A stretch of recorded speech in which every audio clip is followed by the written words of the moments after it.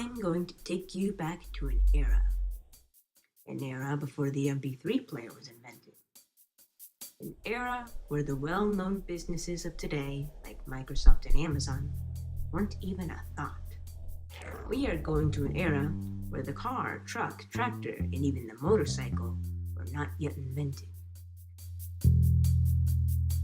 Don't even get me started with the genres of music. Clearly, you can tell that the people of this era had entirely different standards of living. Okay, not that different. We are going back to the late 1800s. What event is so significant in that era? You'll see for yourself.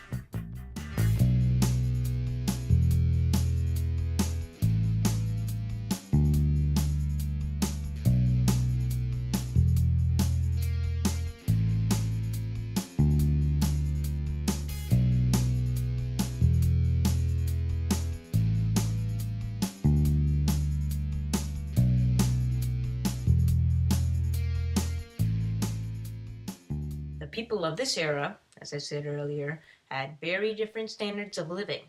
They would walk wherever they needed to go, or ride a carriage. Long-distance travels were made by train. Many trains were needed all across the country. Many men found that this industry was a great opportunity to get a, dare I say, trainload of income. Iron, steel, coal, and wood, for example, were commonly used to run engines and build tracks. Men were needed to cut down trees, mine coal, distribute supplies for tracks, let alone lay the tracks. And in Illinois, over 100,000 men relied on getting their bread and butter by working in this industry. In fact, Chicago was known as the railroad center of the United States, and there were also some New England states, as well as Pennsylvania and New York, in the same circumstance too. So what's so bad about that? In 1877, reports of starvation from the families of men who worked on the railroad a livelong day were made due to the lack of construction of new track and the halt of rolling stock. Wages were cut for these men, so some decided that they would just deal with it and fought their ways for every essential standard of living, but others were furious with the cuts and went on strike, starting several riots.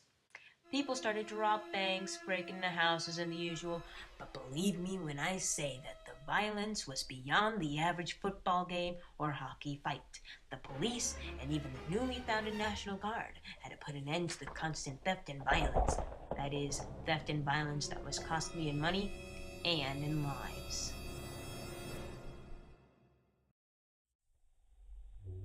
Some say it was the workers' rights to have plenty of jobs to do at work and enough money to survive and live. It was their right to protest, even though their actions in protest got out of hand. They had every right to get angry because of the lack of money, work, and other necessities to survive. Some blame the government for not having an enforced minimum wage and business coordination workers for not keeping business regulated.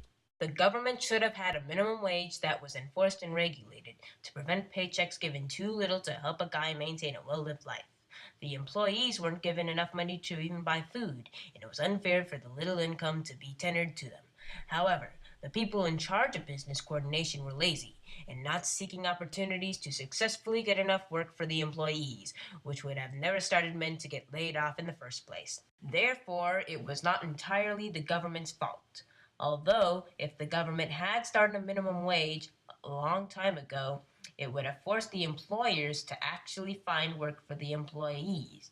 It was their responsibilities for the actions that the workers made in protest. Workers were out of food, out of water, and money, leaving many out of time to live.